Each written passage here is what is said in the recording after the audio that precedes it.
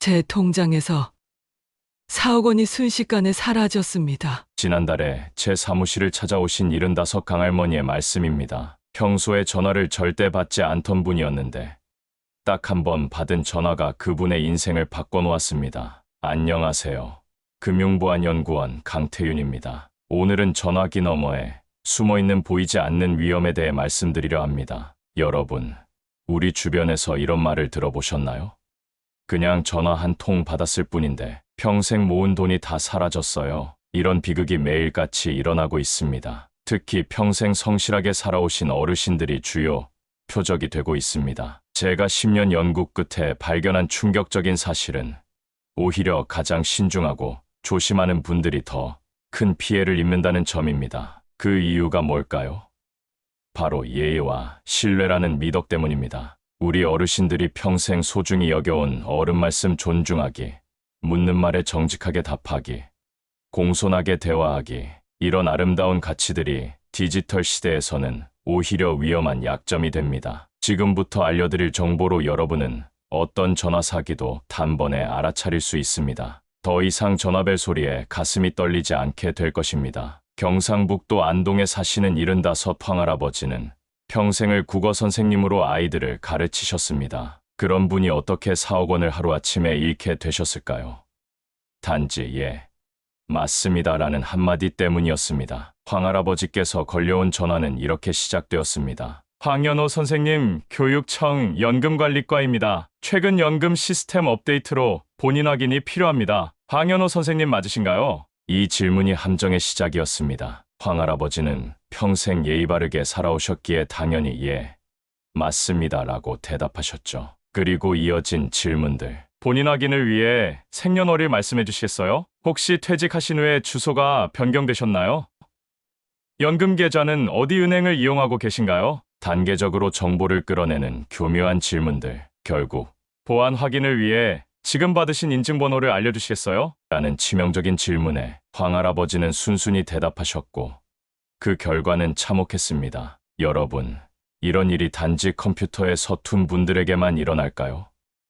천만의 말씀입니다. 제가 만난 피해자 중에는 은행에서 수십 년 일하신 분도 계셨습니다. 디지털 기기를 능숙하게 다루는 67 김여사님은 왜 3억 원을 잃게 되셨을까요? 그것은 사기꾼들이 기술적 취약점이 아닌 인간의 심리적 취약점을 노리기 때문입니다. 그들은 4가지 강력한 심리적 트리거를 활용합니다. 첫째, 공포입니다. 고객님 명의로 대출이 발생했습니다.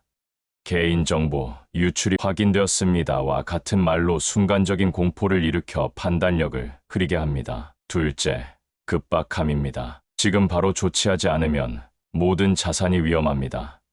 오늘 오후 5시까지만 특별 조치가 가능합니다라는 이런 말로 충분히 생각할 시간을 빼앗습니다. 셋째, 신뢰와 권위를 이용합니다. 금융감독원 특별조사팀입니다. 대검찰청 금융범죄수사부입니다. 와 같은 이런 말로 의심을 잠재웁니다. 넷째, 이익을 미끼로 삼습니다. 환급금이 발생했습니다. 특별 보상을 받을 자격이 있습니다와 같은 이런 말로 달콤한 제안으로 경계심을 무너뜨립니다. 전남 순천에 사시는 78, 이 할머니는 이런 전화를 받으셨습니다. 국민건강보험공단입니다. 이영자 고객님, 최근 건강검진에서 심각한 이상이 발견되었습니다. 하지만 개인정보 보호를 위해 전화상으로 자세한 내용을 말씀드리기 어렵습니다. 계좌를 안전하게 보호한 후 직접 방문해 상담해 드리겠습니다. 건강에 대한 불안감이 컸던 이 할머니는 안전계좌로 이체하라는 지시에 따라 2억 원을 송금하셨습니다. 그리고 그날 이후 전화는 영영 끊겼습니다. 전화 사기꾼들이 노리는 또 다른 대상은 자녀를 둔 부모님들입니다. 강원도 원주에 사시는 73 남할아버지는 이런 전화를 받으셨습니다. 아버지, 저 큰딸이에요. 제가 급하게 교통사고가 났어요. 상대방이 합의금을 요구하는데 지금 제 카드가 한도 초과라 이따가 돈 보내드릴 테니 대신 송금해 주실 수 있으세요? 딸의 목소리와 너무 흡사한 목소리의 남할아버지는 의심 없이 450만 원을 송금하셨습니다. 나중에야 진짜 딸에게 전화해보니 그런 사고는 없었고 목소리는 AI로 큰 딸의 목소리를 따라한 것이었습니다. 이런 피해 사례들이 계속 증가하는 이유는 무엇일까요? 바로 사기꾼들의 수법이 갈수록 정교해지고 있기 때문입니다. 그들은 이제 단순히 개인정보를 묻는 것을 넘어 심리적 압박과 최신 기술을 결합해 피해자를 함정에 빠뜨립니다. 그러나 희망이 없는 것은 아닙니다. 광주에 사시는 81살 정할아버지는 사기 전화를 받았지만 침착하게 대응하셔서 피해를 막으셨습니다. 저는 금융감독원이라는 전화를 받았어요. 계좌가 해킹됐으니 안전계좌로 이체하라고 하더군요. 하지만 제가 직접 은행에 확인해 보겠다고 했더니 전화를 급히 끊더라고요. 정할아버지는 바로 은행에 방문하셨고 그것이 사기임을 확인했습니다. 그분의 사례에서 우리는 중요한 교훈을 얻을 수 있습니다. 바로 확인의 습관입니다. 여러분, 전화 사기를 예방하는 가장 강력한 무기는 무엇일까요? 그것은 바로 건강한 의심과 독립적 확인입니다. 아무리 급박한 상황이라도 전화를 끊고 공식 연락처로 직접 확인하는 습관만 들이면 대부분의 사기를 예방할 수 있습니다. 제가 특별히 강조하고 싶은 3가지 원칙이 있습니다. 첫째, 전화로는 절대 개인정보를 알려주지 않는다. 어떤 상황에서도 주민번호, 계좌번호, 카드번호, 비밀번호, 인증번호는 전화로 알려주지 마세요. 둘째, 급한 결정은 절대 하지 않는다. 급하게 결정을 요구하는 것 자체가 의심의 신호입니다. 오늘까지만, 지금 당장이라는 말에 현혹되지 마세요. 셋째, 독립적으로 확인한다. 전화를 끊고 공식 홈페이지나 직접 방문을 통해 사실 여부를 확인하세요. 진짜 기관이라면 이런 신중함을 존중할 것입니다. 자, 지금부터는 구체적인 전화 사기의 실제 유형과 그에 맞는 대응법을 더 자세히 알려드리겠습니다. 첫 번째, 기관 사칭 사기입니다. 경찰, 검찰, 금융감독원, 국민건강보험공단 같은 기관을 사칭합니다. 이런 전화는 주로 이렇게 시작됩니다. 선생님, 경찰청 특수범죄수사팀입니다.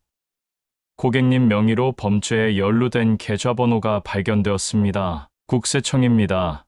선생님의 명의로 탈세 혐의가 확인되었습니다. 금융감독원입니다. 선생님의 계좌에서 의심스러운 거래가 발생했습니다. 이런 말을 들으면 누구나 놀랍니다. 대구에 사시는 송할머니는 국세청을 사칭한 전화에 속아 3억 원을 잃으셨습니다. 세금은 꼬박꼬박 잘 냈는데 갑자기 탈세라니 정말 놀라서 정신이 없었어요. 여기서 중요한 대응법은 이렇습니다. 일단 침착하게 확인을 위해 제가 직접 해당 기관에 연락하겠습니다 라고 말하고 전화를 끊으세요. 절대로 그 자리에서 개인정보를 알려주거나 돈을 보내지 마세요. 그리고 직접 기관 공식 홈페이지에서 찾은 번호로 전화하세요. 상대방이 알려주는 번호로는 절대 전화하지 마세요. 두 번째, 자녀 사칭 사기입니다. 요즘은 AI로 목소리까지 흉내를 낼 수 있어서 더 위험합니다. 엄마, 나 지금 급히 돈이 필요해. 친구한테 돈을 빌렸었는데 지금 당장 갚아야 해. 아버지, 제가 급한 일이 생겨서 300만 원만 보내주실 수 있어요? 제가 금방 갚을게요. 부산에 사시는 최할아버지는 아들 목소리를 흉내낸 사기꾼에게 속아 넘어가서 300만 원을 송금했습니다. 목소리가 좀 이상했지만 감기 걸렸나 싶었죠. 아들이 어려움에 처했다고 생각하니 바로 도와줘야 할 것 같았어요. 이런 경우 대응법은 간단합니다. 자녀가 급히 돈을 요구하면 그 자녀만 알 수 있는 질문을 해보세요. 네 생일이 언제지? 우리 집 강아지 이름이 뭐지? 내가 어렸을 때 가장 좋아했던 음식은? 더 확실한 방법은 지금 바로 전화할게 라고 말하고 끊은 후 평소 알고 있던 자녀 번호로 직접 전화하는 것입니다. 세 번째, 금융기관 사칭 사기입니다. 은행, 카드사, 보험사를 사칭해 개인정보나 인증번호를 요구합니다. 고객님, 저희 은행 보안 시스템 업그레이드 중입니다. 계좌의 이상 거래가 감지되어 확인이 필요합니다. 지금 핸드폰으로 인증번호를 보내드렸는데 그 번호를 불러주시겠어요? 인천에 사시는 윤할아버지는 이런 전화에 속아 넘어가서 인증번호를 알려주었고 4억 원이 순식간에 인출되었습니다. 정말 은행에서 온 전화인 줄 알았어요. 발신 번호도 은행 번호였고 제 계좌번호까지 알고 있었으니까요. 여기서 가장 중요한 원칙이 있습니다. 어떤 상황에서도 인증번호는 절대 타인에게 알려주면 안 됩니다. 진짜 금융기관이라도 전화로 인증번호를 요구하지 않습니다. 인증번호는 오직 여러분이 직접 금융거래를 할 때만 입력하는 것입니다. 이런 전화를 받으면 전화로는 인증번호를 알려드릴 수 없습니다. 직접 지점을 방문하겠습니다라고 하고 끊으세요. 네 번째, 소액결제 사기입니다. 휴대폰 소액결제를 빌미로 접근합니다. 고객님, 방금 휴대폰으로 900만 원 결제가 되었는데 본인 맞으신가요? 아니라면 해킹이 의심됩니다. 지금 바로 취소해드리겠습니다. 인증번호 말씀해주세요. 수원에 사시는 장할머니는 이런 전화에 속을 뻔했습니다. 스마트폰 사용법은 잘 몰라서 정말 결제된 줄 알았어요. 다행히 은행에 확인했더니 사기라고 알려주셨죠. 이런 전화를 받으시면 즉시 통신사 고객센터에 직접 전화해 확인하세요. 대부분 그런 결제는 발생하지 않았을 겁니다. 다섯 번째, 정부 지원금 사기입니다. 요즘은 각종 지원금이 많아 이런 사기가 늘고 있습니다. 어르신, 정부에서 특별 지원금이 나왔는데 아직 신청 안 하셨네요. 지금 도와드릴게요. 코로나 피해 지원금 대상자로 선정되셨습니다. 계좌 정보를 확인하겠습니다. 천안에 사시는 김할머니는 이런 전화에 속아 계좌 정보를 알려주셨고 통장 잔고가 모두 사라졌습니다. 정부에서 주는 돈이라고 하니까 의심이 안 갔어요. 요즘 지원금이 많이 나오잖아요. 정부 지원금은 반드시 공식 홈페이지나 주민센터를 통해 신청한다는 점을 기억하세요. 전화로 갑자기 지원금 이야기가 나오면 주민센터에 직접 확인하세요. 여섯 번째, 건강검진 결과 사기입니다. 건강에 관심이 많은 어르신들이 주요 타깃입니다. 선생님, 국민건강보험공단입니다. 최근 건강검진 결과 심각한 이상이 발견되었습니다. 개인정보 보호를 위해 계좌를 안전하게 보호한 후 상담해드리겠습니다. 강릉에 사시는 이 할아버지는 이런 전화에 속아 2억 3천만 원을 잃으셨습니다. 건강에 이상이 있다는 말에 머리가 새하얘졌어요. 그리고 의료비를 보호해준다고 해서 안심했는데 이런 경우도 직접 건강보험공단이나 병원에 확인하는 것이 중요합니다. 건강 불안감을 이용하는 수법에 속지 마세요. 일곱 번째, 녹음동의 사기입니다. 단순한 예 한마디가 큰 피해로 이어질 수 있습니다. 요금 할인을 위해 예, 동의합니다라고 말씀해주세요. 서비스 개선을 위한 녹취입니다. 동의합니다라고 말씀해주세요. 전주에 사시는 정할머니는 이런 요청에 응했다가 고가의 휴대폰 5대가 개통되는 피해를 입으셨습니다. 할인된다는 말에 그냥 예라고 말했을 뿐인데 이렇게 될 줄은 몰랐어요. 전화상으로 동의를 요구받았다면 서면으로 내용을 보내주시면 검토하겠습니다라고 하세요. 실제 혜택이라면 서면이나 공식 앱으로 확인 가능합니다. 여덟 번째, 상품권 구매 사기입니다. 주로 가족을 인질로 잡았다거나 자녀가 사고를 쳤다는 거짓말로 상품권을 구매하게 합니다. 어머님, 따님이 사고를 내서 합의금이 필요합니다. 상품권으로 준비해 주세요. 손자분이 납치되었습니다. 상품권을 구매하지 않으면 위험합니다. 이런 전화를 받으시면 당장 해당 가족에게 직접 연락하세요. 경찰이나 검찰이 상품권을 요구하는 경우는 절대 없습니다. 이제 모든 전화 사기에 대한 기본 대응 원칙을 알려드리겠습니다. 첫째,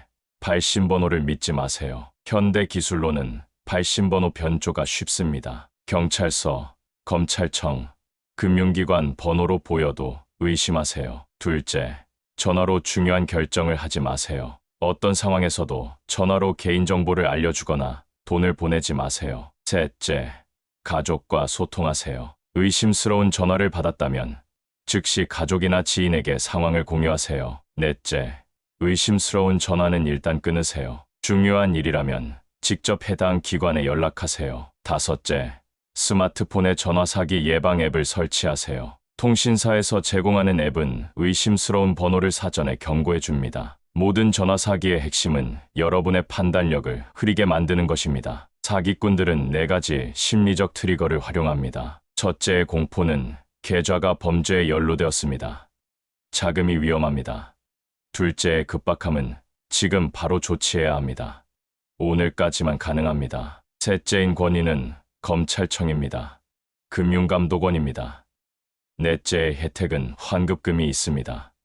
지원금을 받을 수 있습니다. 이런 상황에서 꼭 기억하세요. 침착함을 유지하고 바로 결정하지 말고 독립적으로 확인하세요. 그리고 가장 중요한 것은 의심스러운 전화는 주저없이 끊는 것입니다. 전화 사기 대응의 핵심은 간단합니다. 의심스러운 전화는 일단 끊고 직접 확인한다. 서울에 사시는 박할아버지는 이 원칙 덕분에 사기를 피하셨습니다. 금융감독원이라며 계좌가 해킹됐다고 전화가 왔어요. 근데 제가 직접 확인하고 연락드리겠다고 하니까 전화를 급히 끊더군요. 그래서 바로 의심했죠. 여러분도 이런 기본 원칙만 지키시면 대부분의 전화 사기는 예방할 수 있습니다. 전화를 받는 순간부터 경계하세요. 개인정보는 절대 알려주지 마세요. 인증번호는 절대 불러주지 마세요. 의심스러운 전화는 바로 끊으세요. 확인이 필요하면 공식 기관에 직접 연락하세요. 급한 결정은 피하고 가족과 상의하세요. 이것이 여러분의 소중한 자산을 지키는 가장 확실한 방법입니다. 잊지 마세요. 여러분의 판단과 행동이 가장 중요한 방어막입니다. 이제 이 소중한 정보를 어떻게 실생활에 적용할 수 있는지 마무리 말씀을 드리겠습니다. 소비자권익연구원의 최근 조사에 따르면 전화 사기를 미리 인지하고 대응법을 알고 있는 분들은 피해율이 현저히 낮다고 합니다. 정보가 곧 여러분의 방패가 되는 것이죠. 하지만 이론적으로 아는 것과 실제 상황에서 대처하는 것은 다릅니다. 그래서 오늘은 여러분이 일상에서 바로 실천할 수 있는 실용적인 안전 수칙을 알려드리겠습니다. 첫째, 가족 간 비상연락망을 구축하세요. 사기꾼들은 피해자를 고립시키는 전략을 씁니다. 이 내용은 절대 가족에게 알리지 마세요. 비밀을 지켜야 합니다라는 말이 나오면 이것은 사기의 적신호입니다. 의심스러운 전화를 받으면 즉시 가족이나 지인에게 상황을 공유하세요. 충북 청주에 사시는 78 조할머니는 이런 방법으로 피해를 막으셨습니다. 금융감독원이라며 계좌가 해킹됐다고 하더라고요. 그래서 제가 딸에게 전화했더니 딸이 바로 사기라고 알려줬어요. 덕분에 큰 피해를 막았죠. 둘째, 전화 차단 앱을 활용하세요. 많은 통신사에서 무료로 제공하는 전화 사기 예방 앱이 있습니다. 이런 앱을 설치하면 의심스러운 번호로 오는 전화를 미리 경고해 줍니다. 어르신들 중에 나는 앱 같은 거 잘 몰라라고 하시는 분들이 많은데 이럴 때는 자녀나 손주의 도움을 받으세요. 딱 5분만 투자하면 앞으로 수년간 더 안전해질 수 있습니다. 셋째, 휴대폰 문자 인증번호 관리에 특별히 주의하세요. 인증번호는 절대 타인에게 알려주면 안 됩니다. 진짜 은행이나 카드사 직원이라도 전화로 인증번호를 물어보는 경우는 없습니다. 인증번호가 오는 문자를 보면 항상 본 인증번호는 타인에게 절대 알려주지 마세요라는 안내가 함께 옵니다. 이 부분을 꼭 기억하세요. 넷째, 이체 한도를 필요한 만큼만 설정하세요. 은행에 가서 일상에서 자주 쓰는 금액 외에는 이체 한도를 낮게 설정해 두세요. 예를 들어 하루 이체 한도를 50만 원으로 설정해 두면 갑작스러운 고액 이체는 불가능해집니다. 정말 큰 금액을 보낼 일이 생기면 그때 직접 은행에 가서 한도를 올리면 됩니다. 대전에 사시는 80세 김할아버지는 이 방법으로 전화 사기를 막아내셨습니다. 검찰청이라며 전화가 왔는데 계좌를 옮기라고 하더라고요. 근데 제가 이체 한도를 낮게 해두어서 큰 돈을 한 번에 보낼 수 없었어요. 그 사이에 은행에 확인해보니 사기였다고 하더군요. 다섯째, 긴급 연락처 카드를 준비해두세요. 종이에 중요한 전화번호들을 크게 적어서 전화기 옆에 두는 것이 좋습니다. 경찰서는 국번 없이 112번, 금융감독원은 1332번, 그리고 사이버범죄 신고는 국번 없이 182번입니다. 여기에 여러분이 주로 거래하는 은행 고객센터 번호와 자주 연락하는 가족 연락처도 함께 적어두세요. 이렇게 메모해둔 전화번호가 있으면 당황스러운 상황에서도 즉시 도움을 요청할 수 있습니다. 특히 전화 사기꾼들이 급박하게 결정을 요구할 때 이렇게 메모를 해놓은 카드가 있으면 직접 해당 기관에 확인할 수 있어 큰 도움이 됩니다. 여섯째, 정기적인 금융 교육에 참여하세요. 많은 은행과 공공기관에서 어르신들을 위한 금융사기 예방 교육을 무료로 제공하고 있습니다. 주민센터나 노인복지관에 문의해보세요. 새로운 사기 수법은 계속 생겨나고 있습니다. 정기적으로 최신 정보를 얻는 것이 중요합니다. 경북 안동에 사시는 73 박할아버지는 이런 교육 덕분에 사기를 예방할 수 있었습니다. 노인대학에서 전화 사기 교육을 들었는데 딱 일주일 후에 그런 전화가 오더라고요. 교육에서 배운 내용이 떠올라서 바로 끊었어요. 자, 이제 우리가 배운 내용을 종합해 보겠습니다. 전화 사기는 단순히 기술적인 문제가 아니라 심리적인 전술이 핵심입니다. 사기꾼들은 여러분의 공포, 급박함, 권위에 대한 복종심, 이익에 대한 기대를 교묘하게 이용합니다. 이에 맞서는 가장 강력한 무기는 무엇일까요? 바로 건강한 의심과 주저없이 끊는 용기입니다. 의심스러운 전화는 일단 끊고 직접 확인하는 습관. 이것만 지켜도 대부분의 전화 사기는 막을 수 있습니다. 저는 10년 동안 수백 건의 전화 사기 사례를 분석하면서 한 가지 중요한 사실을 발견했습니다. 피해자들 대부분은 내심 이상하다고 느꼈다고 합니다. 하지만 그 순간의 의심을 무시하고 상대방의 요구에 응했죠. 여러분의 직감을 믿으세요. 뭔가 이상하다고 느끼면 주저없이 전화를 끊으세요. 울산에 사시는 76 정할머니의 말씀을 들어보세요. 처음에 전화 받았을 때 뭔가 이상하다는 느낌이 들었어요. 그런데 너무 공손하게 말하니까 끊기가 미안하더라고요. 결국 4천만 원을 잃었습니다. 여러분, 상대방에게 미안해할 필요가 없습니다. 진짜 기관이라면 여러분이 신중하게 확인하는 것을 이해할 겁니다. 오히려 그런 신중함을 존중할 것입니다. 또한 가족들에게 부탁드립니다. 어르신들을 정기적으로 방문하고 대화해 주세요. 특히 혼자 사시는 분들은 고립감 때문에 사기꾼의 말에 더 취약할 수 있습니다. 가족의 관심과 대화는 최고의 사기 예방법입니다. 이 영상을 보고 계신 어르신들, 그리고 부모님이나 조부모님을 모시는 자녀분들께 부탁드립니다. 오늘 배운 내용을 당장 실천해 보세요. 전화 옆에 긴급 연락처 카드를 붙여두고 스마트폰에 전화 차단 앱을 설치하고 은행에 가서 이체 한도를 조정해 보세요. 작은 실천이 여러분과 소중한 가족의 평생 자산을 지키는 큰 방패가 됩니다. 전화 사기는 단순히 돈만 잃는 문제가 아닙니다. 피해자들은 종종 깊은 심리적 상처와 자책감에 시달립니다. 내가 어떻게 그런 말에 속았을까? 나는 왜 이렇게 어리석었을까? 하는 자책이 피해자를 더 고통스럽게 합니다. 하지만 사기 피해는 결코 피해자의 잘못이 아닙니다. 사기꾼들은 인간 심리를 교묘하게 조작하는 전문가들입니다. 누구나 피해자가 될 수 있습니다. 만약 주변에 전화 사기 피해를 당하신 분이 계시다면 따뜻한 위로와 지지를 보내주세요. 그리고 추가 피해 예방을 위해 즉시 경찰과 금융기관에 신고하도록 도와주세요. 빠른 대응이 추가 피해를 막을 수 있습니다. 저와 함께한 시간이 도움이 되셨다면 구독과 좋아요로 응원해주세요. 댓글로 여러분만의 금융 고민이나 질문을 남겨주시면 다음 영상에서 자세히 다루겠습니다. 특히 어떤 주제에 관심이 있으신지 알려주시면 더 유익한 콘텐츠를 준비할 수 있습니다. 주변에 은퇴하신 부모님이나 이웃 어르신들께도 이 정보를 나눠주세요. 지식은 공유할수록 더 큰 가치를 발휘합니다. 여러분의 작은 관심이 누군가의 노후 생활에 큰 변화를 가져올 수 있습니다. 오늘도 끝까지 시청해주셔서 진심으로 감사합니다. 여러분의 노후가 더 안정적이고 풍요로워지길 진심으로 응원합니다. 감사합니다.